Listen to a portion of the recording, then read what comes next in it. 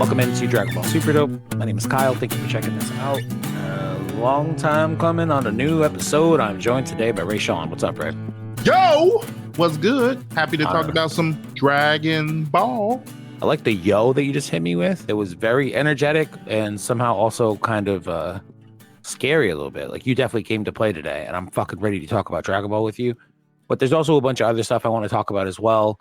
Okay. So I think this is how we're going to structure it today, just because it's been a minute. We've been very irregularly posting episodes, but there is some Dragon Ball news, at least like a couple of small notable things on a few different topics that we're going to talk about right up front. But then we're also going to do like a grab bag on the other end of that stuff with just some other shit that I've been watching and want to talk about, including right over your shoulder. Not that the video is out for this, but you have a My Hero Academia poster. We'll be talking about some My Hero Academia. I want to talk briefly about Deadpool. I want to talk briefly about Robert Downey Jr. coming back as Doom. I want to talk briefly about Ranma 1/2. Man, we got to talk about Ranma. And then just a couple other odds and ends, the boys, the acolyte, stuff like that. But okay. Let's start with Dragon Ball, specifically Dragon Ball Daima. I don't know about you, but I feel like if this was maybe 3 or 4 years ago, I would have been hip deep in the shit of trying to find spoilers or like leaks or like plot synopses for this show. And some of that stuff has kind of come out. There are people out there covering like all the new character designs that come out, and they're like, oh, it's going to be, heavily featured within the demon realm, and there's going to be new Majin Boos and all this stuff. But I honestly have been pretty much avoiding all that stuff because I want to, not because I'm not interested, I just want to watch the show for myself and not have the whole thing spoiled. Have you been keeping up with any of that stuff, any of that news that's been coming out about Daima, the characters, any of the plot pieces, or are you kind of feeling like I'm feeling on this? No, I haven't been trying to go out to find anything, like trying to find it myself, and I haven't had anything pop up. To me personally, it'd be like it's hard for them to really have more information because there's nothing out. There's no manga material for it. It's nothing. So you're really just waiting for it to come out. Even if you're getting character designs, unless you're getting them from the people that's literally animating them, unless you have that type of connections, then it's like, this is bullshit. I'd rather just wait for it to come out instead of just being like, oh, I'm going with this, and then that character's not in it. Now I'm mad at a creator for no reason that I didn't even know beforehand anyway. Yeah. You know? So that's why I just kind of just like to wait for it. I know it. We already got the trailers. They didn't give us as much information as they gonna give us type shit. Yeah, and I think some of it is like they have been released. I should say Dragon Ball is going through this thing right now where its fans feel like it is not being marketed appropriately or promoted enough. And that's twofold. They felt that, well, I guess threefold. They felt that way about Dragon Ball Superhero. When that movie came out, they thought that there was no marketing behind it. There was not enough push. It could have been a much bigger thing, especially outside of Japan. A lot of people feel that way about Daima and the lack of, additional footage, additional trailers. I can feel that on the superhero movie because, we damn near worship that here in the States. So I just think that the marketing piece of Daima has been, I don't know if it's lackluster or whatever, but like whatever they're putting out, I'm just like, cool. Yeah. Okay. Another picture of little kid Goku, another picture of this, one-off random demon. It looks cool. I see it quickly, and I just don't have any other interest in learning more about or listening to a YouTuber tell me more about it or whatever. I'm just excited to see the show. I don't want to have things gradually spoiled for me along the way. Well, I also think you got to think right now, Dragon Ball doesn't have a face. There's no one really to promote it. I guess you can say Goku himself, but other than Akira Toriyama, which they used to promote Dragon Ball, Akira Toriyama. I don't know what I just said before then. But, Toriyama. Akira Toriyama. They used to put his name on everything. So the fact that they don't have his name to put on top of it anymore, it's like, who else do we put out there to really promote this? Dragon Ball right now is just at the point right now we're going to see, can Dragon Ball hold its name by itself? And that's basically what we're kind of seeing right now. Unless we can get more people to help promote it or not, unless they can figure out a better way to promote it and start letting maybe the voice of Goku start being more of the promotion of it, of Dragon Ball, start using her voice more in ads and stuff like that. Which, that would be cool, but she probably gonna want a little bit more of that money, but Just what it is. You can only do so much. I mean, Moscow Nozawa is Goku, and she does do a lot of different promotional appearances for the property. Mhm. And this kind of brings me to the next part of what I wanted to cover about Dragon Ball anyway, which I think is fine. Like, I'm excited for Daima. October can't get here soon enough. I still have to rewatch some GT shit between now and then. We'll see how it goes. But the next thing I really wanted to talk about, and this is something that you and I have been talking about throughout the summer, and a few other people have been making it seem like it's a big newsworthy story. And yeah, it's obviously newsworthy, but I ultimately think it's not as big of a deal as some people think that it might be, because ultimately money talks and bullshit walks. So this next thing I want to talk to you about is the future plans for Dragon Ball, and like what things look like from a production perspective when it comes to somebody like Akio Iyoku, who, basically Akira Toriyama dies, right? So we're talking ownership, basically. See, ownership is a weird word. Ownership's not the right word. It's more about who gets to make executive decisions from a production level of things like the anime, primarily. When Akio Iyoku walked away from Shueisha a couple of years ago and started that, I think it was maybe like last spring, like 23, maybe. It might have been the year before. I can't remember exactly, but it's in the last 2 years.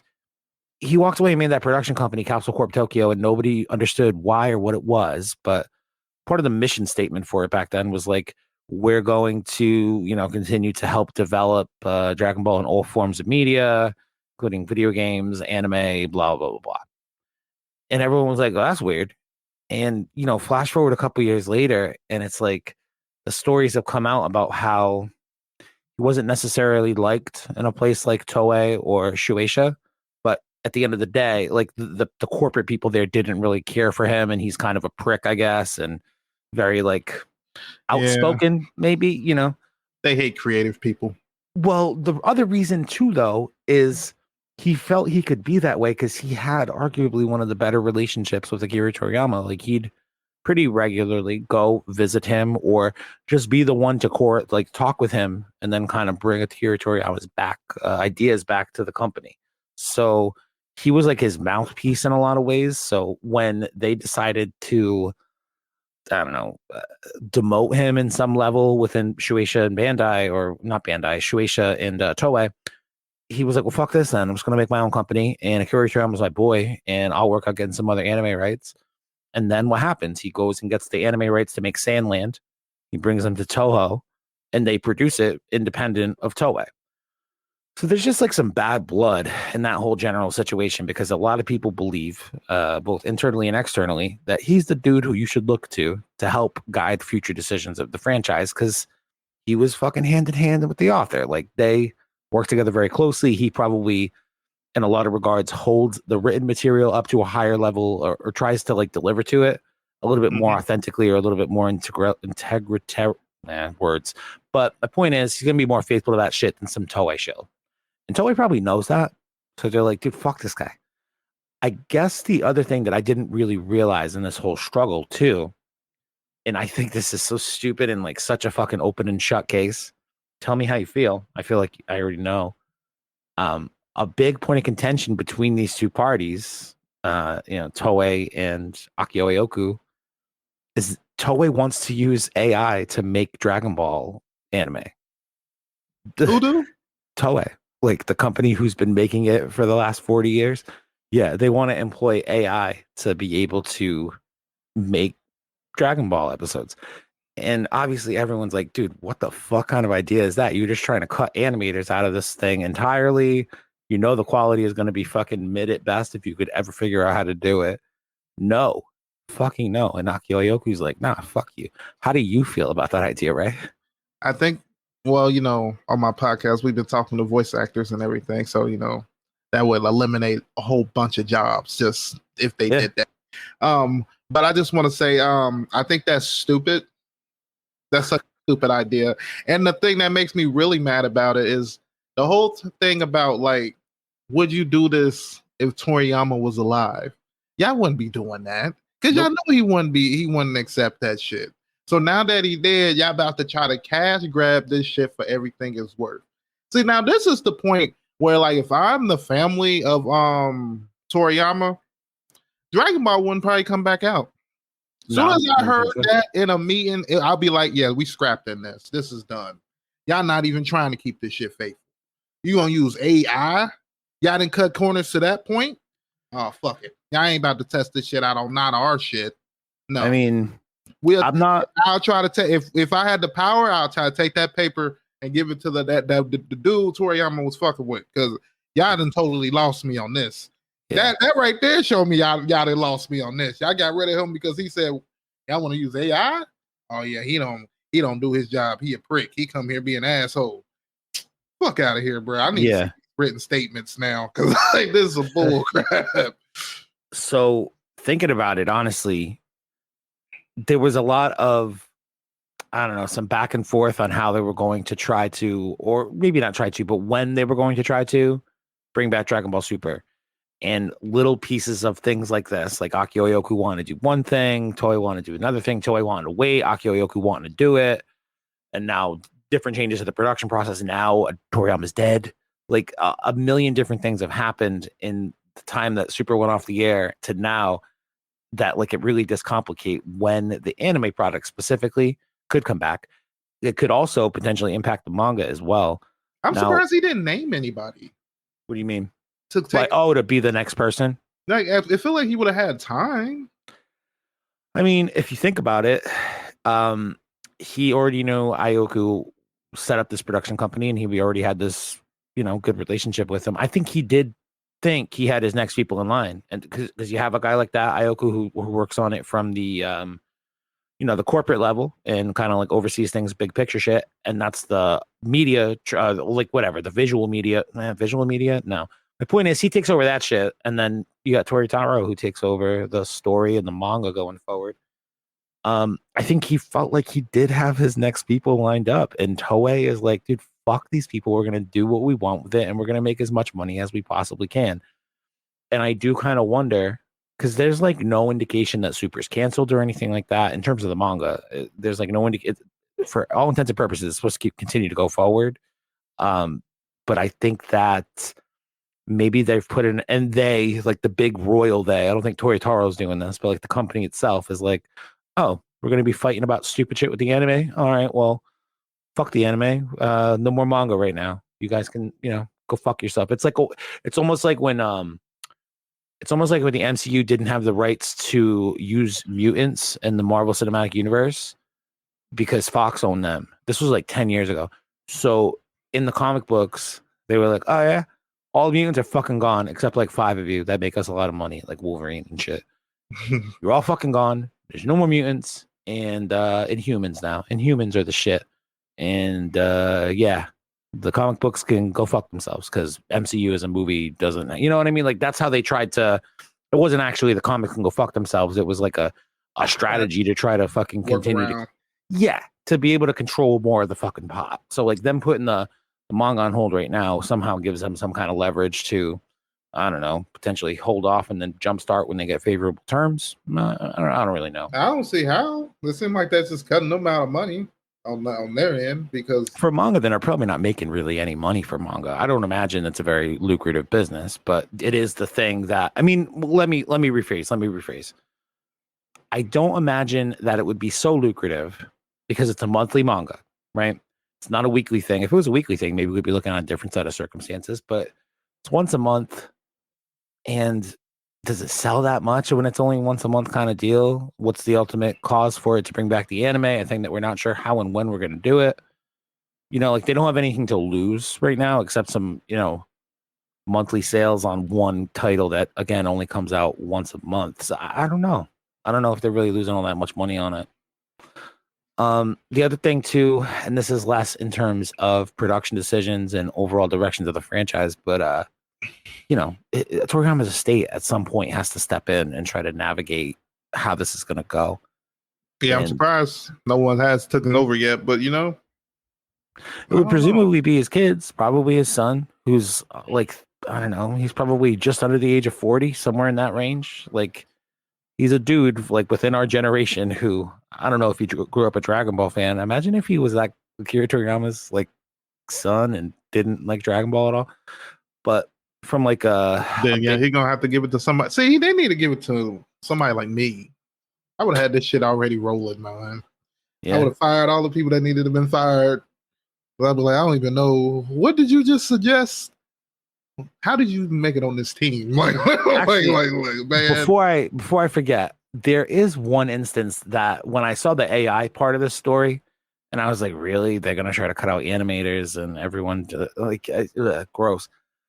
And then I thought about it, dude. They're kind of already experimenting with some of that shit on the level of Super Dragon Ball Heroes. They stopped animating that. It's like a 6, 7, 8 minute episode that came out like once every 3 to 6 weeks, like nothing regular, just for promo purposes, just for the game. The game's coming to an end. They're going to launch a new Dragon Ball game, like arcade based game next year, I think. So, like, I understand, but the episodes that they're putting out for that series right now, it's all like literally video game graphics and not even like great looking video game graphics. It's video game graphics from the game Dragon Ball Super. Super, not superhero. Fuck, I just lost it. What's it called? It is superhero? No, it's not. I'm sorry. My dog's fucking barking all the time.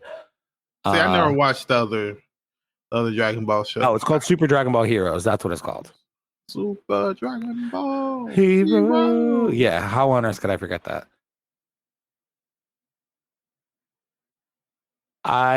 They're already doing that shit. You know what I mean? Like with that no budget computer shit. So I don't know. They're already, and that's the thing that Akio probably wouldn't want to handle or ever have the ability to handle because that's a Bandai thing, right? Promotionally speaking. But he sees what they're doing there and he's like, this is fucking stupid. You want to do this to the umpteenth degree now with God fucking damn it. I hate this dog sometimes. He's just so overly fucking vigilant, you know? It's like a person walks by the house and he's like, shit, I need to be heard about this every goddamn time. Well, at least he's saying something. You'd be mad if somebody broke in and then he didn't say nothing and you didn't got hit in the head in the shower. One of every man's worst fear, because who wants to fight to the death naked?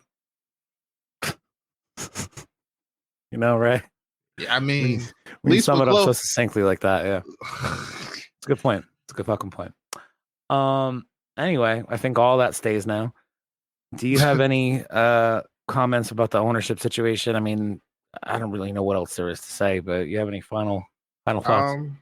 Well, with the ownership thing, I just wish this was done better, or maybe it is, and they just haven't got to the point where all that gets pulled out. They finally like, okay, who actually is supposed to take it in charge? Because I'm thinking with as much time as I'm thinking he would have, because I'm thinking they would have told him like, okay, you got this brain aneurysm, it can probably explode at all this time, and you know he's gonna have lawyers, people around him all like, oh yeah, you're gonna have to get this stuff together, like, you know what I mean? So, and him having a family, everything, I think he'll have this sort of situated. I'm thinking there's probably some people in there that probably don't want things like, you know, it's always a money thing. Like, it's like, oh, he said he want them to make them anime. Oh, fuck that. We can't let that happen. Yeah. Did he get that certified? Is that written on paper? Can anybody prove he actually said, like, you know what I mean? So I think this is the type of conversations we're actually having. I don't know how it is in Japan, because I know they do treat creators a little differently and stuff like that, to like a higher standard. So maybe they're like, you know, we know Toriyama and this is what he wanted to do. Maybe he didn't have to have it written down and certified in a certain way, but I'm thinking he probably would need to. If I'm surprised the family hasn't jump in, because I would be thinking y'all would want to be making some type of money right now. Like, why is the manga not coming out? Like, what can we do to speed that process up? Like, why is the movies? Why is like TV? I know Daima's coming. They already have all the money in the world. Like, they don't.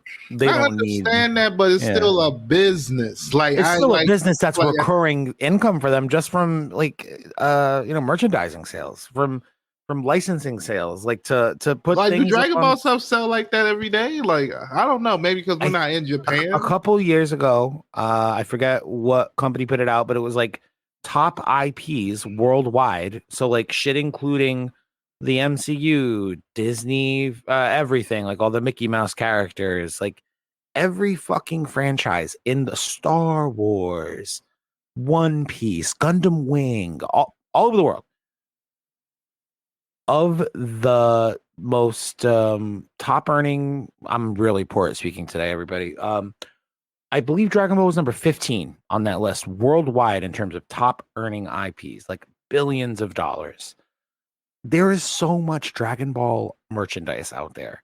Like that's what the show was made to do, was to give me the reason to go out and buy. Dude, I was looking at this shelf the other day, right? Okay. These are all Dragon Stars. You can't see the video that I'm fucking doing here, right?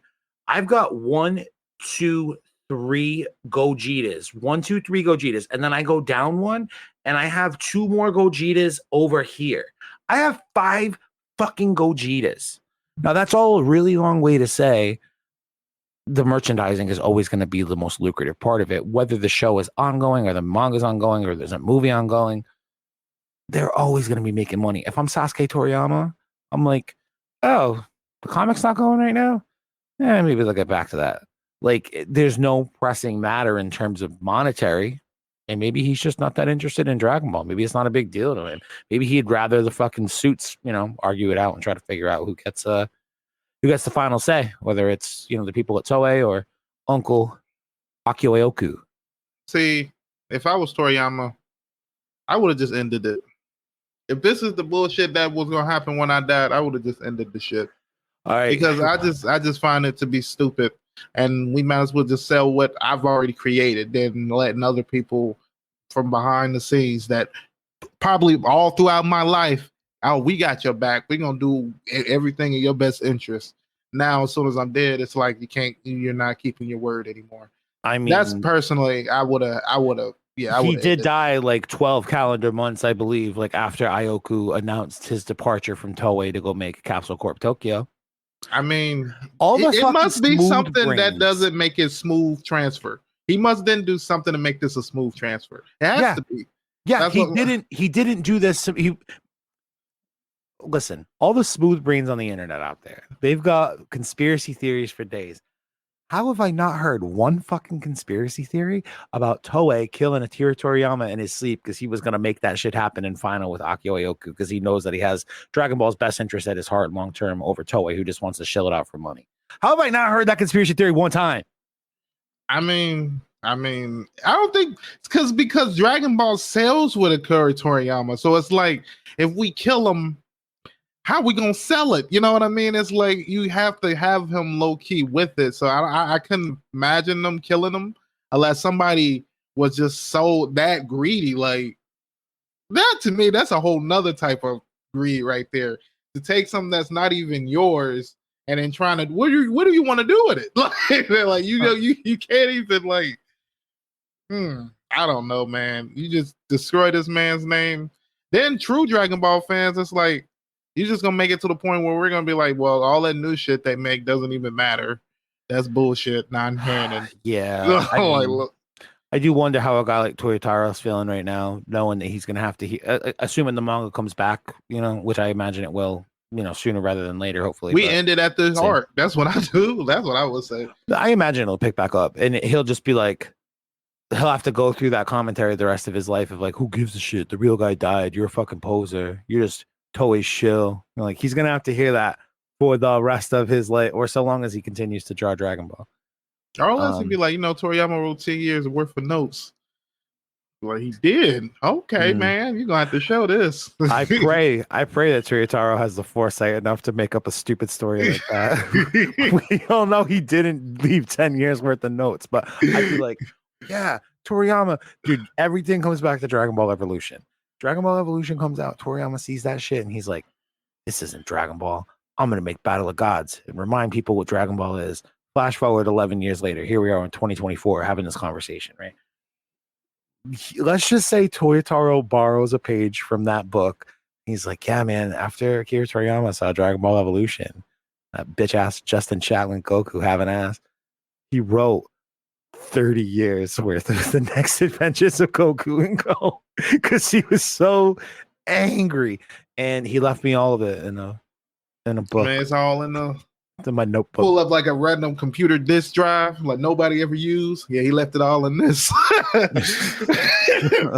I'm the only one that got that access. He just like hits down on his keyboard and it just like scrolls down pages and pages and pages, but it's in Japanese, so we can't read it. So we're like, wow, so it looks like some detailed notes. he ain't playing, and all them notes is bull crap. And like, yeah, I mean, that's what I personally do. That's what we writing up in the back, but it's actually not in Japanese. It's actually in Wingding's font on Microsoft Word, and I am none the wiser because I'm stupid American.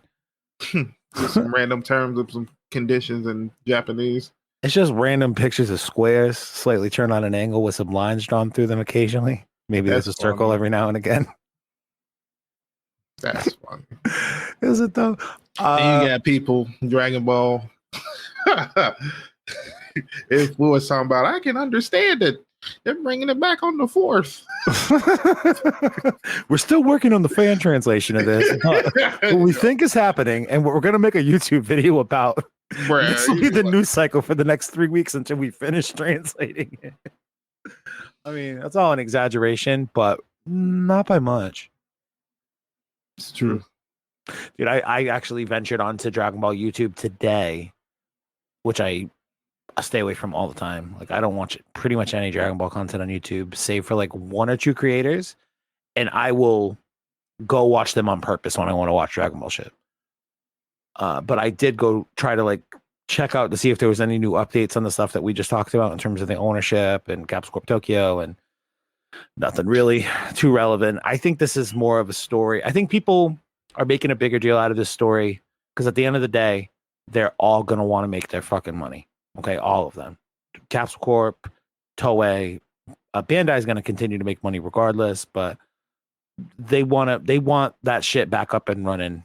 But they're gonna, I don't know, stall each other a little bit as like a kind of a tactic. And I think to like, you know, persuade a person one way or the other. And I honestly do think that news article coming out earlier this summer, I'm not sure which side it's from. It could be from Iyoku's side. I think it holds him in a much more favorable light if you read that article. It could be another one of those tactics to try to sway public opinion and make the other guy kind of like, you know, give up some of their position or relinquish some fucking control or some power, or at least come back to the goddamn negotiation table. I don't think it's going to be the end of Dragon Ball by any stretch of the imagination. I think they just, I mean, how long has it been? He died March, right? March 30th or around there. No, that's a different day for me. I don't know. April? That's what it was? No, it was about March. Yeah, I forget. March, April, May. It's only been like half a year. Not even. Yeah, maybe almost a half year. Yeah, I guess because we're doing this at like the end of August. So yeah, assuming if it was in March, that's what, like 5 months. Still a lot of shit to figure out. Yeah, I mean, he's a big dev. That's the creator. You know what I mean? That's not like a random manga supervisor or somebody. You know what I mean? Like they could just hire some random person to take that person's job. But this is the person where the stories come from. And we all know Toriyama's not that in depth of writing the story to the point where, like, you know what I mean? That there's a whole lot to go from. But to me, it's just, I don't know. This is an interesting route to go. And I'm always on the side of like, I would never want to pit the creator in a light that's not what I think he would want to be in. And if I feel like I can't portray Dragon Ball the way that it has been portrayed in the last, like, I'll say, 15, 20 years, then I wouldn't even want to touch it. Like, but I still want to make movies, maybe. Because I feel like Dragon Ball movies, you don't have to necessarily make them canon to like the show. Like you can make them, as long as they have the same feel of the show, you can still do what you want to do with the movie. You know what I mean? And I honestly think that's probably why we've only gotten a couple of movies since the series ended, because it's just an easier, more self-contained thing to be able to control for themselves. Yeah. Plus, like, writing a new movie with or without the creator's involvement, writing like whatever a 90-minute movie for an anime series is going to be infinitely fucking easier than writing, you know, a years long potentially next arc for whatever the story will be. It's like, oh, what's the story of this 90-minute movie? What's this guy? And he's evil and he's strong and he's got a beef with Goku because of some stupid reason, and they're gonna fight and Goku's gonna get his ass kicked, and then Goku's gonna remember some shit he learned way back in the day, or like scream real loud or eat a senzu bean, and he's gonna win. Boom, 90 minutes over. We just made 13 billion yen. And just keep rocking that on. And now I feel like what you can do now is, which they kind of did in the last movie, you can just start making other characters more relevant, start doing their storylines, and then now you can make more movies based on that. Yeah. Then give me a Tien and Chaozu movie. I want to see a Tien and Chaozu movie right now. Then what I feel like you can do with that, instead of like if I was I'm about to fuck his name up. Taro. Oh, Jesus. Toyo Taro. It's Toyota with a row at the end. Toyoro. I guess it's merely more Toyota row. Toyota row. If I was him, I would want to go this route, because then I feel like you can make different versions of the manga to basically not have to necessarily go with the whole Dragon Ball Z storyline or Super storyline. You can make another storyline based on other characters and stuff like that. So then when you can kind of do your own story or something. Or I'll be like, you know what? Or you can do a Tien storyline, go more into his race and stuff like that with Chaozu. What the fuck do they be doing when Goku and them are on a different on a different universe or bullshit? That's what I would do. I'll just send them off and then just keep there and just keep sending threats there, because we know Earth keeps getting threats even when they're not there. So it's like, let's just do this shit. Yeah, Tien and Chaozu show up to save the day, and they're like, "Oh shit, we figured like Gohan, Piccolo, maybe Goku, Vegeta, somebody else would be here." They're like, "Nah, they're all off planet, and Piccolo's taking a nap, and Krillin's at his police job today." So, doing the you know what he did? If he would do, try to do a Kaba storyline from a different Saiyan arc. Start just trying to bring that universe to life. That'd be interesting. If I had to write the next Dragon Ball movie, that would automatically be the play for it. It's Goku and Vegeta go visit the Universe 6 Saiyans. 1000%. That's the play. And then you can definitely bring in like a more, because then you can stay in that universe for a little bit. With the manga, like if I was a manga artist, I'd be like, yeah, you know what? We might as well dive deep more into those Saiyans. We know all the history of these Saiyans, even though Vegeta, I'll say the fans know the better than Vegeta, because he seemed like he don't know that the own lord to his own people half the time. I honestly would be. I feel like it'd be really easy to do, because you have so many allusions to Kaba being Vegeta's like next student and having like that disciple master relationship, but also there's a little bit of a father son or like a big brother little brother thing going on. You just have Kaba do a future Trunks, and he's like, "Oh no, my world's getting fucked up. What am I gonna do? I gotta contact Vegeta." And then Vegeta attacks like some strong Saiyans and stuff. Yeah. Then you gotta figure out a way.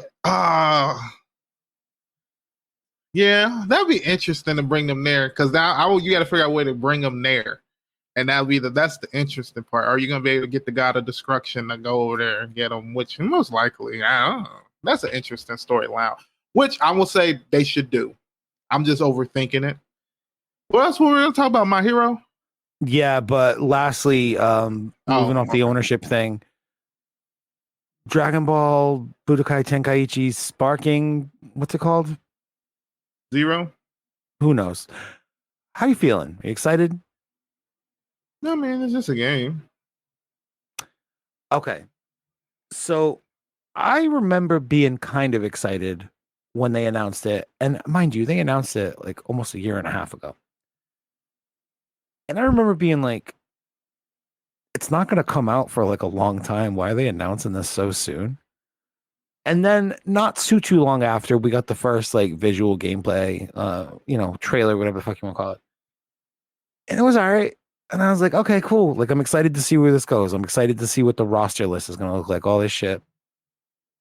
Flash forward like almost a year and a half later, and I'm planning to buy it. I'm going to spend just like $600 or whatever to buy a PlayStation and disgusting. I don't know. I'm literally just doing it for this stupid fucking game. So maybe that's where my resentment's already coming in, where I'm like, I can't believe I'm going to add $600 onto a debt, Either way, I am not excited about it. I've been seeing so much of it. I feel like they release a new trailer for a new character or like a group of characters. I feel like I've already played the game. I feel like I've already been inundated so much with shit on this game. It's actually it's kind of like the reverse of what we talked about earlier. Like them not giving proper promotion to bigger Dragon Ball projects, like Dragon Ball Superhero or whatever the hell that people have been Daima coming up. I feel the complete fucking polar opposite when it comes to this stupid fucking game. I've seen too much of it and almost don't want to see any more of it and have really no. I mean, I'll play it. I'm gonna check it out at least, but like if it doesn't hook me and doesn't keep me right away, it's not going to surprise me because I've already felt like I've seen all of this shit. They gotta leave a little bit up to gotta leave a little mystery in there, man. I do you feel the same way? Do you even care about what I'm talking about? I mean, at the end of the day, it's just a game. Like that's how I look at it. Because I always tell people this is just me. I'm always disappointed at anime games anyway because it's just they to me don't work like the anime. But I don't know. I'll just probably expect too much from my games. You know what I mean? Especially when you have a lot of Japanese animes about like bringing games and stuff to life, and you're like, damn, I wish we can do that with our games and shit. So it's like, no, I've never been a big game person. So I play them all. I play all the Dragon Ball games, but I'm never like, I'm not watching game feed of them. Like I never see why people do. No. I'm not like watching people play the betas and shit like that. I'm talking like they are the company, Bandai, Namco, whoever's making this fucking game. They are routinely releasing it feels like a new trailer every week, and it's just to highlight a different character and show them off and shit. I get it. Well, I mean, it's a but lot like of when you can, yes, and but you don't have to give me one for every fucking one. Like it's kind of like how we did the 25 days of Christmas. They probably just going down into when it's about to be advertised. As soon as they get done, that's gonna probably be the last week and when it's about to come out. That's what I'm thinking. If they're doing it like an advertisement type of thing, it's coming out. Then it's just keeping your mind on like the characters because you're probably like, who's gonna be in there? You know what I mean? Hopefully, all the characters gonna be in there in the beginning. You don't have to wait until like 9 DLCs and shit. I swear to God, dude, that is going to be another big thing that kind of makes or breaks my opinion of that game. Is like, what does the launch day look like? All the characters available, and like, are they just available? Do I have to unlock them through a story mode? Do I have to accomplish other things throughout the game? Or are you going to just make me bust out my credit card? I heard the premium version of this game, and I'm not even sure what the fuck that means. Okay, the premium version of this game is like $109, I think, or something like that. Sparking Zero. What does that mean? Does that mean like that come with stuff? This come with all the characters unlocked. This come with all the levels. You'd be like, why ain't this already like this? The ultimate edition is $109. It comes with the game, a season pass, 3 days early access for season pass DLC, 3 days early access to the game, ultimate upgrade pack, summon Super Shenron, an exclusive new character, and 6 characters early unlock. It sounds like a lot of this shit is going to sit behind a paywall, dude. That one is $109.99. That's the ultimate edition. The standard version is $70. It has an exclusive new character and 6 characters early unlock. And then there's one in between. It's called the deluxe edition. It has the season pass, 3 days early access season pass. What's the season pass for? That's my question too. When I see that, it's like, oh, wait a minute. Pre-order now and get the following content as a bonus. Exclusive new playable character. Nobody is named. You get Gogeta. You get Gogeta Super Saiyan, God Super Saiyan. You get 3 Brolys and 3 Gogetas. Okay. Season pass includes Dragon Ball Super, Superhero, and Dragon Ball Daima content that contains more than 20 playable characters. So season passes are going to be the things that you need to buy in order to get the right to unlock a character, I guess. Oh, well. Season I don't pass. know. They said they give you the rights to the new content that's coming out? Yeah. But ain't even no new manga. That's funny.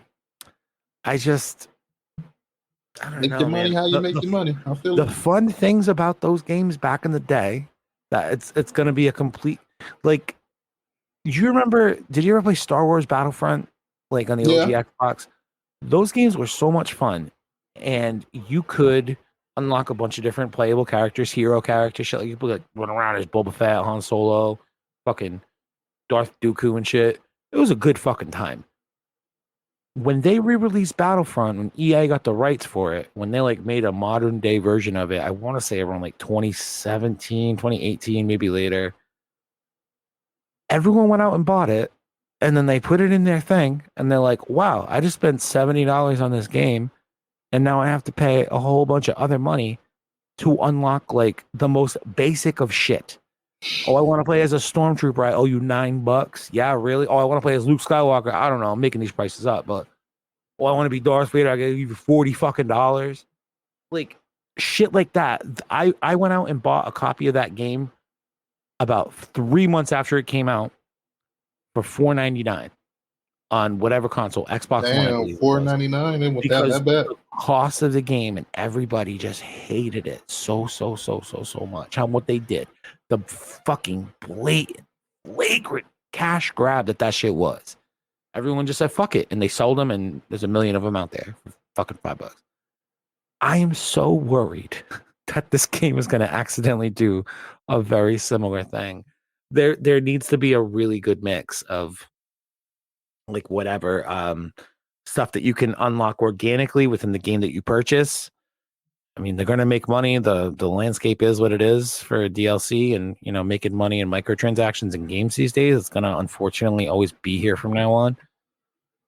But the people back then who unlocked 300 fucking characters on Tenkaichi Budokai are going to be real pissed that they have to do the same shit, unlock 300 fucking characters, but they're doing it with paying through their credit card. You know, dangerous line, dude. Dangerous line. See, that's why they should do like a limit to that, where it's like it's super exclusive characters. Maybe I'll have those ones you pay for, but all your original characters from like your Dragon Ball Z, and even GT and Super, they should be able to get those characters.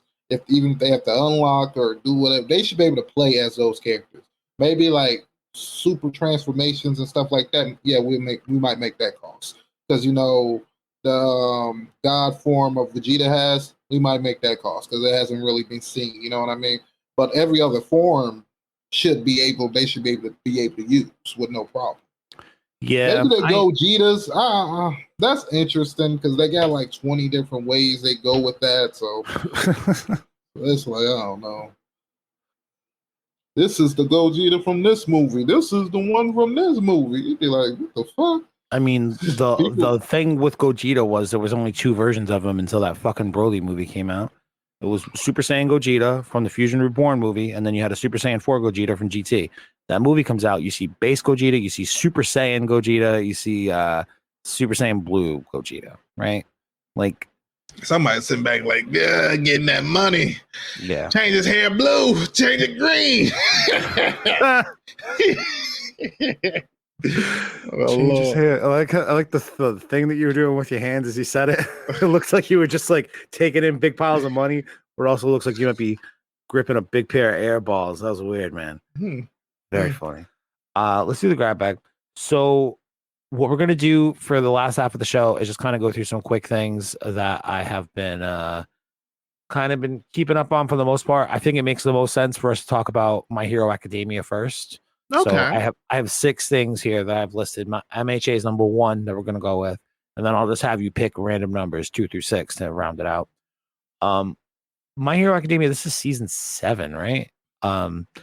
How are you feeling? I've had a lot of people say that this might be one of the best seasons, and I don't know that it is, but I definitely am enjoying the hell out of it. What are your impressions of the season so far? Oh, yeah, spoilers ahead. In case you don't know what the fuck's going on, you probably don't want to listen to this part about My Hero Academia. So, yeah, go for it. I try to do without as much spoilers, but I think this last season's been pretty good. I do like season 6 a lot. I'm a big proponent that season 6 was pretty good. I like the whole ending and the middle part of and the whole beginning of it, the whole Shigaraki in the lab, and they need to take him out before it. Yeah, I love the whole season 6. This season is pretty good. It's very action packed. You basically get the continuation of what happened from that season to this season. The beginning, it was like, okay, we're bringing in a whole new character.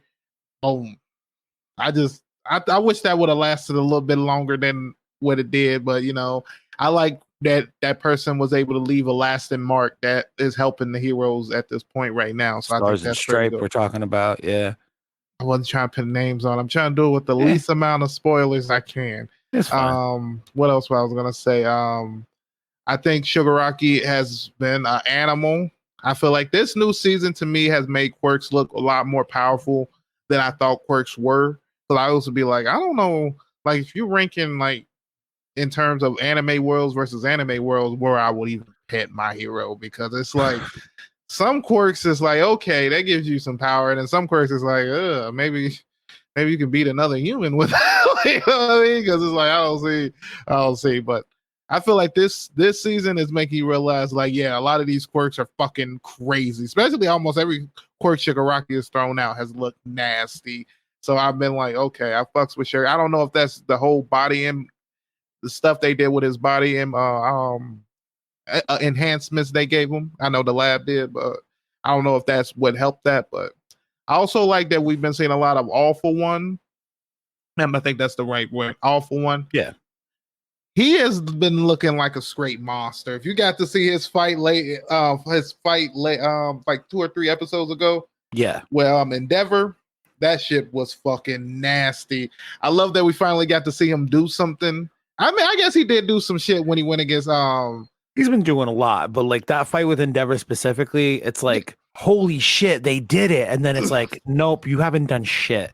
So much to the point that this is my real face. Like you see. Oh, that's when I thought it was nasty. When his real body was coming back. That's when Endeavor even got scared. He was like, oh shit. Yeah. Fuck? I gotta do that again. Oh God, no. And I was doing that on probably a weakened version of him. He coming back at his strongest form. No, fuck that. And I lost the arm, like trying to just do that.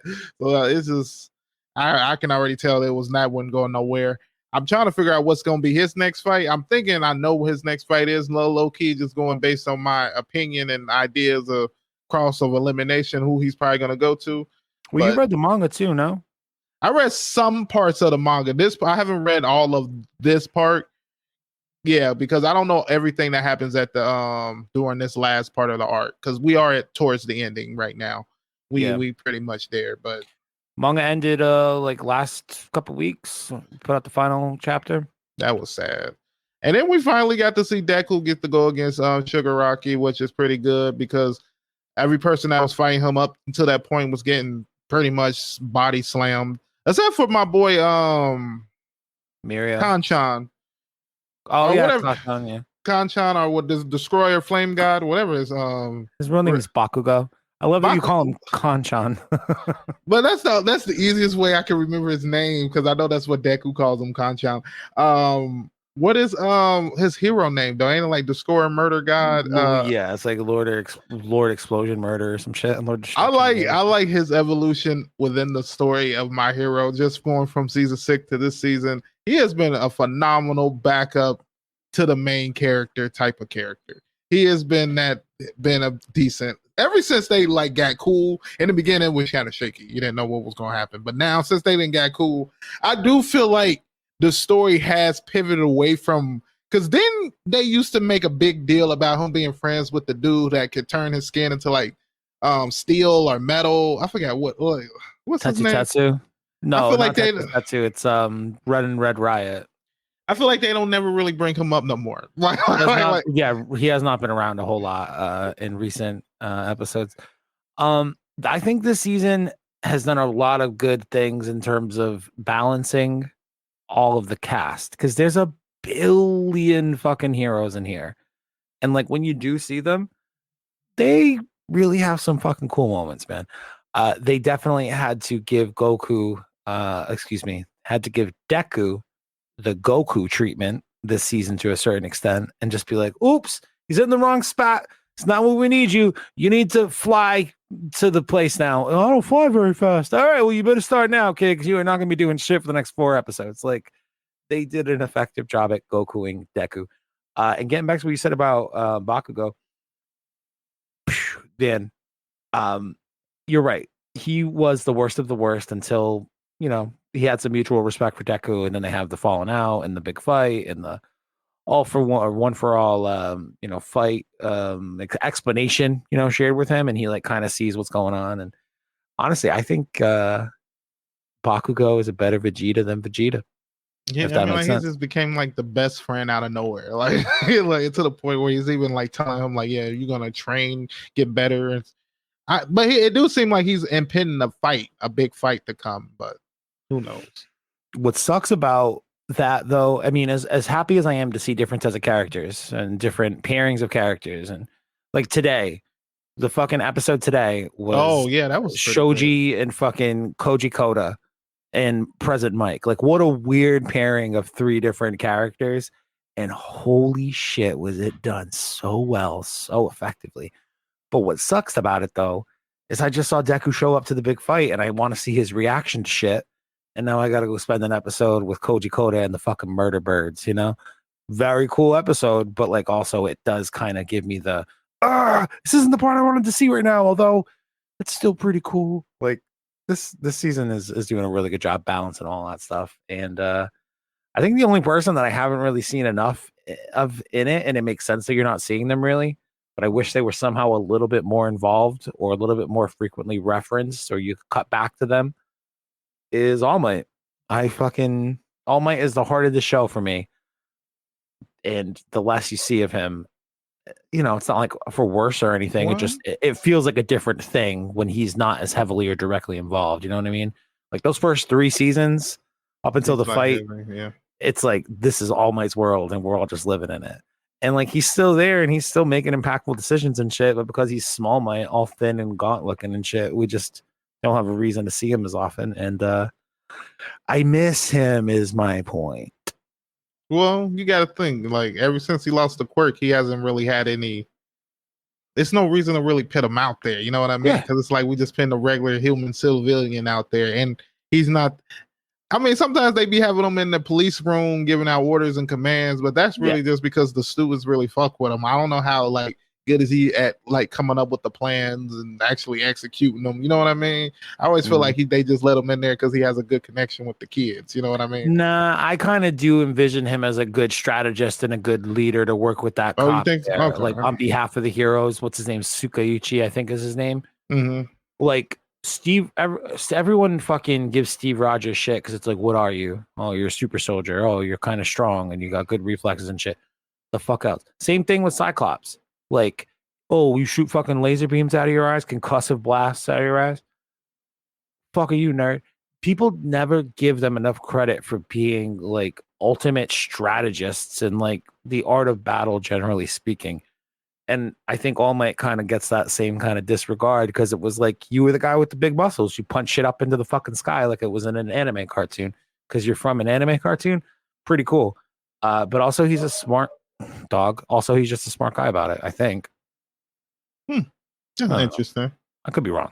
Fuck do I know? I mean, he could be in there. I mean, he's in the room. I'm just not thinking he's probably the person coming up with the plans, but he probably is. He could be, or doing something. But I do feel like he's gonna have an important role, though. It's like as soon as we saw what's his name get like his regular body back, I just felt like okay, somebody's gonna have to stop him, and it's most likely gonna be the one person that believes that's his real villain. You know what I mean?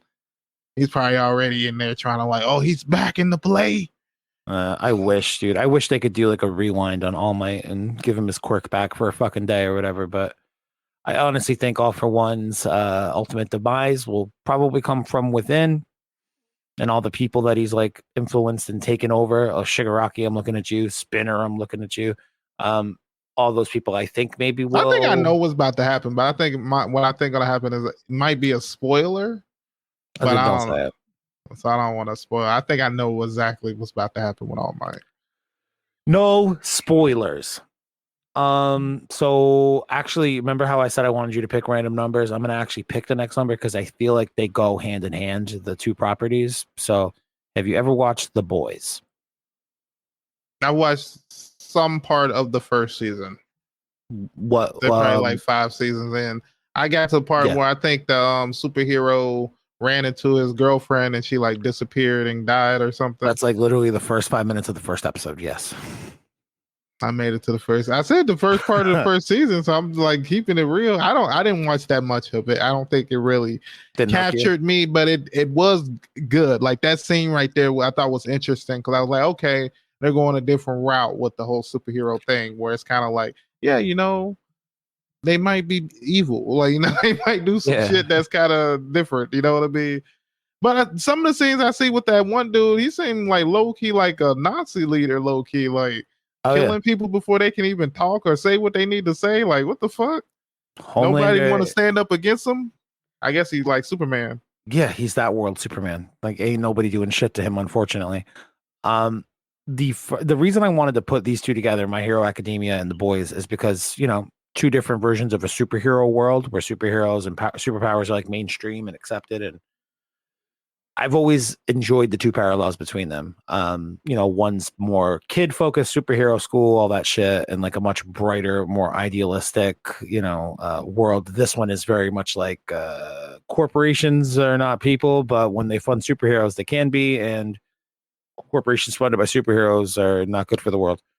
And I think the other thing that these two shows share in common, and I think it's just because, again, it's in that space where there's like a large world behind it with a lot of different interesting people.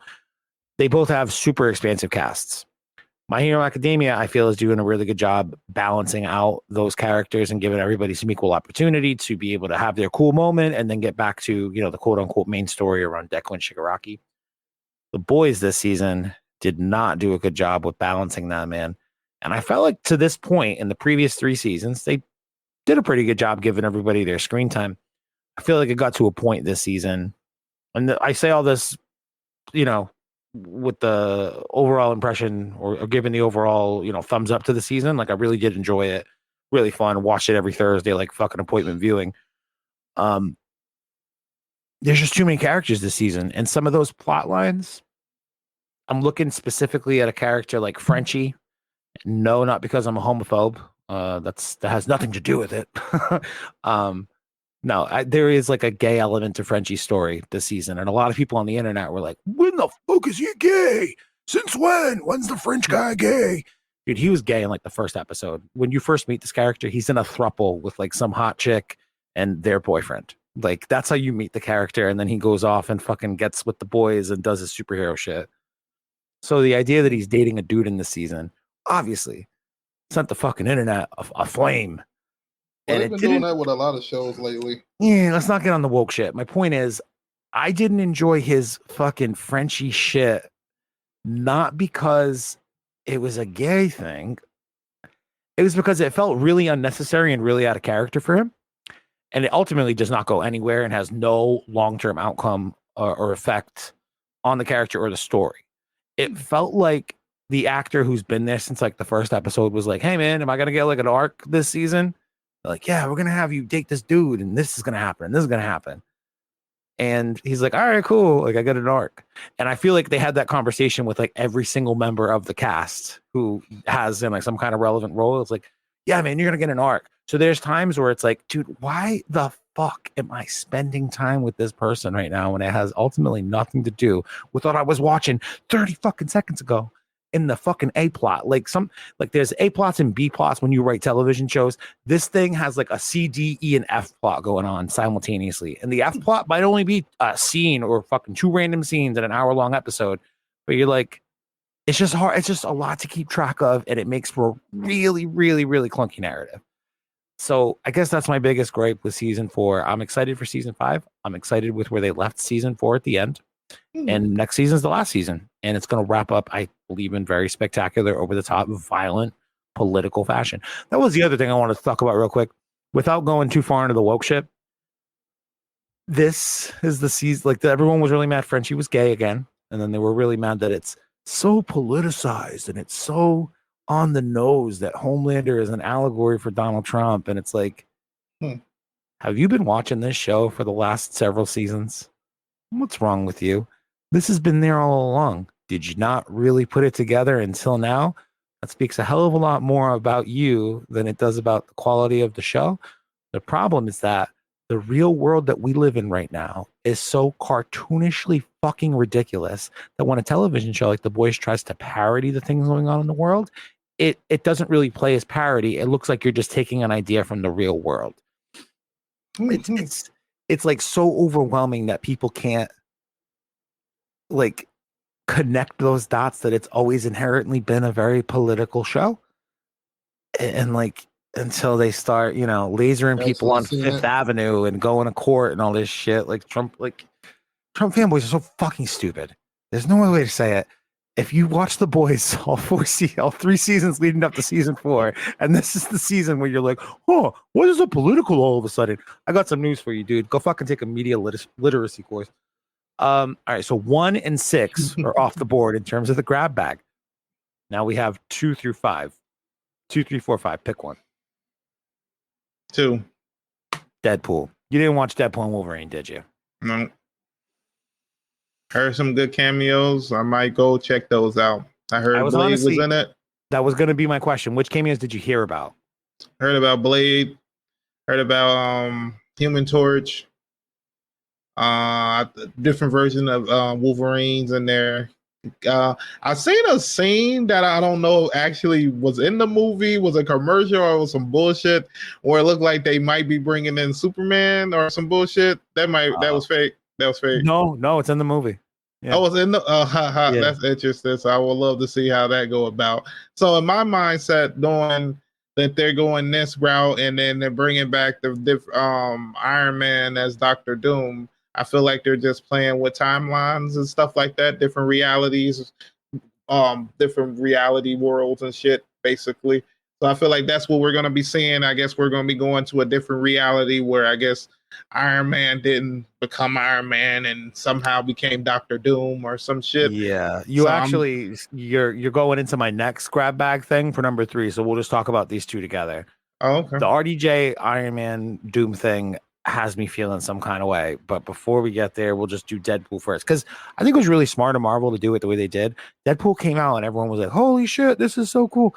And like the next day at Comic-Con, they're like, hey, by the way, RDJ is coming back. Like they ruled the internet that fucking week, that month. Good play, Marvel. In terms of marketing, I should say. Robert Downey Jr. is when they was making the big money. He was like the face of Marvel for the longest, so I can see why they would want to bring him back. You know what I mean? Yeah, but we'll get there. Deadpool cameos, okay? I think the movie, I would give it like a 7.5, 8 out of 10. Very fun movie. It's like a buddy cop movie with 2 fucking superheroes who can't die, really. They beat the shit out of each other a bunch. Super violent. I thought the fights were really fun, but it is cameo fest, dude. And I think that's what I kind of wanted to talk about most in this thing of it, because it genuinely did surprise me which cameos got the most play. The other thing that surprised me about this movie was how inside baseball it was in terms of like kind of the meta commentary of like you lose an anchor being and the universe ceases to exist, implying that like when you lose a guy like Hugh Jackman in the X-Men Fox universe, the property ceases to exist because it's lost its anchor being who's made it a relevant thing. And like that's a whole big part of the story. So like the meta commentary there, but also the way in which they chose to kind of integrate other characters from other spaces, like Fox and whoever the fuck put out Blade. Was that New Line Cinema? I could be wrong. It allows for all these really fun cameos. But one cameo that I think my favorite cameo. No, you know what, dude? I think Blade might have been my favorite cameo. It's tough to say. There was a few cameos that audible fucking cheers, like holy shit reactions in the theater. It was so cool. Henry Cavill did not get that reaction except for me and my buddy Artie and like maybe 5 other people in our theater, because we immediately knew who it was and we're like, dude, the fan casting has come true. Oh my god, Henry Cavill's Wolverine for 30 seconds in this movie. That got an okay reaction. Channing Tatum, when he shows up as Gambit, I was like, holy shit, they're doing it. Oh my God, we've been hearing about this. Good. Elektra, almost 0 reaction. Poor Jennifer Garner got 0 reaction from my theater. But like, I figured, people like Gambit, people like Henry Cavill, they got some reaction. That's it. And then Blade walked on the fucking screen. The entire theater. There was not a fucking silent person in my theater the first time I watched Blade walk on that screen. Because nobody expected. Nobody expected it. And like the story is that Ryan fucking what's his name? Deadpool was in he be making all that shit happen. Yeah. Ryan Reynolds? Yes. He was in Blade 3 back in the day as the character Hannibal King. And apparently Wesley Snipes was going through a real rough time, like smoking a lot of weed in his trailer, insisted everybody refer to him as Blade, refusing to go to set because he hated the director. They shot like a bunch of the movie with his body double, like from behind, so that way you don't see the face. And the story has been for years and years that he was an absolute fucking dickhead to Ryan Reynolds and Patton Oswalt and a couple other people in that movie. And that's been the story for years. But apparently Ryan Reynolds said that was all kind of made up. Like, I think that damage control, right? He's Probably. like, I think he went to Wesley Snipes and was like, hey, how sick would it be if you were in this movie? And Wesley Snipes was like, I've been hearing all that shit you talked about me on the internet, dude. You better fucking tell people that was made up. I was going through a tough time. He's like, yeah, man, been a joke all along. We're actually friends, right? It was so cool to see Wesley Snipes in that fucking movie. He just said that because he wanted Blade in the movie. Like, I'll do whatever to get Blade in here. Yeah. Like, yeah, and it paid off in spades, and I'm sure Wesley Snipes was happy to get the fucking work because he's not working a ton these days, but also just to have like the ability to revisit that point in his career where he was arguably one of the biggest fucking stars in Hollywood and have people come out and give him his flowers right now around that has been nice to see. But yeah, I think Blade was my favorite cameo, although I have been yelling those Gambit lines for like a month now. Woo! About to make a name. I don't even yell it so much as I just hear it in my head sometimes, and I just chuckle to myself a little bit.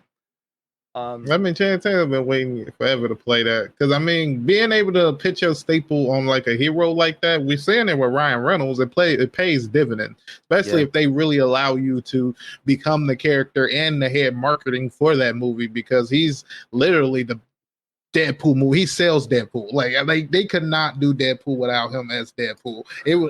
That to me is actually when you was just talking about they were talking about staples in movies and without certain characters, they got rid of him as Deadpool. They wouldn't even be able to make these movies. Like that's the crazy. I remember no one else doing this.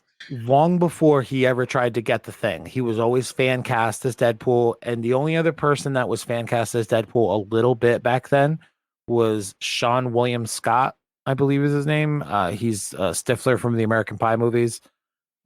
Some people think he would have been a good Deadpool, and I think that would have been an interesting pick, but Ryan Reynolds is ultimately Deadpool.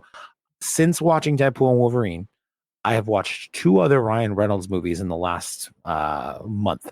I watched The Proposal, not my choice, with Sandra Bullock, and last weekend I watched 2005's Waiting. Have you ever watched Waiting?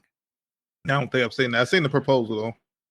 So, I don't know, without going into too much detail about it, Waiting is just like it follows a group of early 20-somethings who are a bunch of fucking degenerates who work at a restaurant and they do a bunch of gross shit and party and make fun of people. And Ryan Reynolds is like the main dude in that, I guess you could say.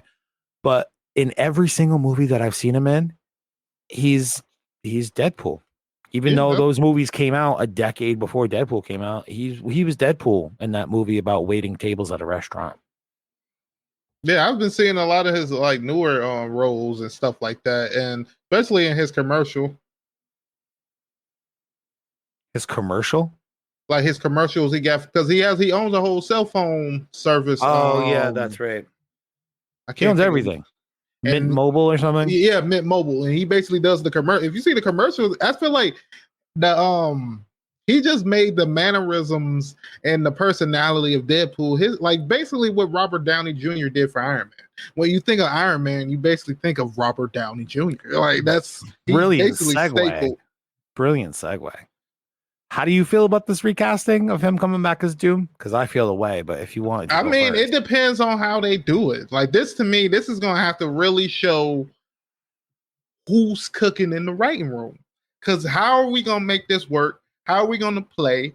And this is to me is how good of a role is Dr. Robert Downey Jr. going to be in this? Is he's going to be in a mask the whole time? Like, are we not really going to be able to see him as Robert Downey Jr.? So he's just going to be like with the mask the whole time we see him, which would be an interesting route to go. Because I mean, you do a voice change on it. It's kind of like, okay, So I would like to see how his acting will go into that and see how if he could make this character feel like a different character, like we wouldn't even know he's playing. Because I mean, there has been times when people played similar characters in the same universe before, but probably not into like this prestige of character. You know what I mean? You're playing. I think you just the highest. outlined the best situation for this whole thing. He stays behind a mask. He's got a voice changer. He's a very different thing, and we never see his face. That's the only route I can really go. But you probably got to do in the beginning because the whole beginning is he has a whole problem where Dr. reads and then they go out there. Then that's when that shit happens. So we might see it in the beginning.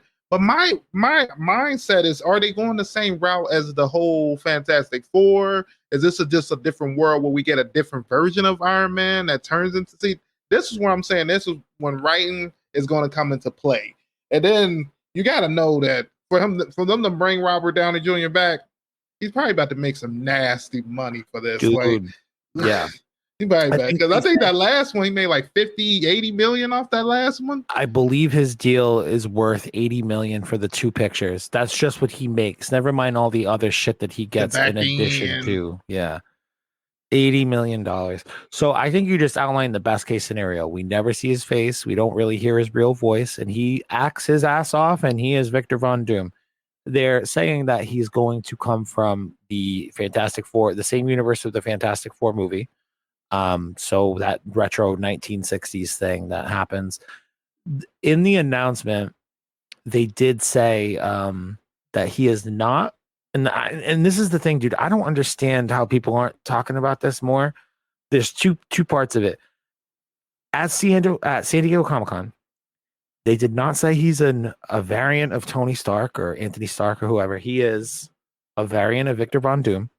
So it's not going to be like a what if Tony Stark goes evil or went evil and did Dr. Doom instead of Iron Man. It's not going to be that. The other thing is that, and I don't know how accurate this is because I don't really follow comic books.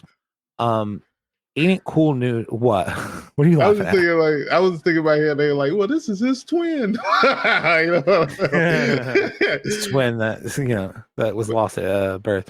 No, I think that I think it was Bleeding Cool News. Ain't it cool news or ain't it cool news?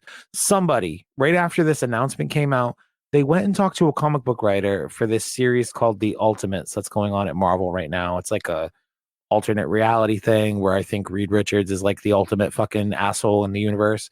They said that they're going to be releasing an issue of a comic book next month, so September. And again, this could be completely made up.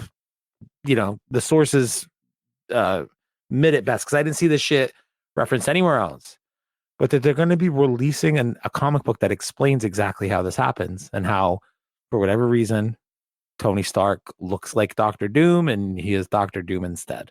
So I say all of that because they could be looking to like retroactively make it come from the books after the movie casting's done and you have to go out and write a comic book so that way they have a guideline on how to do it in the movie.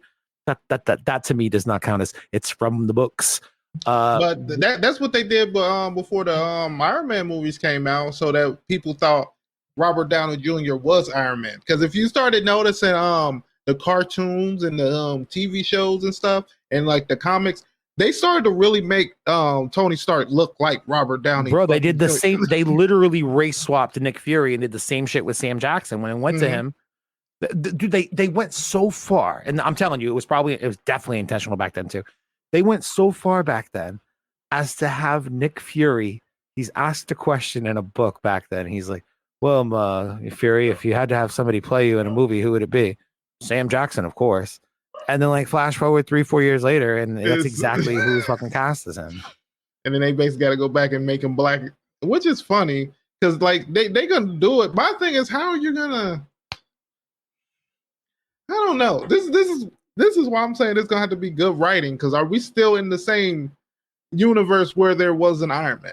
Okay, so now you're gonna show us this another character that looks like the person that we think is Iron Man, but you're gonna say this is not anything from him. This is a whole new character. See, this is why I say that advertising and that marketing they did to basically make Robert Downey Jr. look like Iron Man is coming back to bite them, because it's like now you're trying to associate him with another character. That's why I feel like either they're gonna have to make Robert Downey Jr. do something dramatic with like prosthetics, like he's bald. I fucked that word up, but he's gonna bald, make his face look weird, or do something, and then kind of go off of that. Which I mean, that would be interesting. I mean, to go that route, but you can't. I think you just can't do Robert Downey Jr. as Doom, because that's what I it's gonna think you feel like. nailed it, though. I think you nailed it. We never see his face. I don't want to see his face. True. Although you don't really need to see his face. No, you're not supposed to. He's a vain motherfucker who got like one scar on his face one time, and well, I mean, not the one scar, but then the mask melted. But whatever. The story of Doctor Doom is he does not supposed to take the fucking mask off. This is why I think they're really doing it, though. I don't know. Because they were more profitable when he was in there. Then they started going less profitable when he left. Yeah, no, I mean, this is definitely a response to the fact that Jonathan Majors had his thing happen. Ant-Man Quantumania was not a very good movie, and he was the villain in that and got beat up by a bunch of ants. Not a great way to like make me scared of your big bad. And they were able to sweep that under the rug pretty effectively with Loki season 2. So this is very much the pivot too. Like this wasn't the plan until Jonathan Majors shit the bed. But I think it's meant to serve two purposes, right? So we're gonna see because Tony Stark's heart arc reactor. Tony Stark's whole thing was he wanted to put a suit of armor around the world to be able to protect the world. When he comes out on San Diego Comic-Con stage and says new mask, same task, I very much believe that that's what he means. Doctor Doom's whole thing, even though he is a villain, he does have the world's best interest at heart. He just thinks he's the guy who should be in charge of it because he's that arrogant, smart, self-obsessed, absorbed, whatever the words are. So that's what he means by new mask, Doctor Doom mask, same task, trying to protect the world. But I also think it has a different implication as well. And follow me on this. I feel like this is kind of like I feel like this was an opportunity too good for them to be able to pass up. Obviously, the execution of what they do with Doom and if he's a Stark variant or a Victor Von Doomsday, whatever. But the dude who brought this Marvel Cinematic Universe to life, for all intents and purposes, for what I'm talking about here, is Robert Downey Jr. We don't have an MCU unless he whoops ass in that first fucking Iron Man movie, which he did.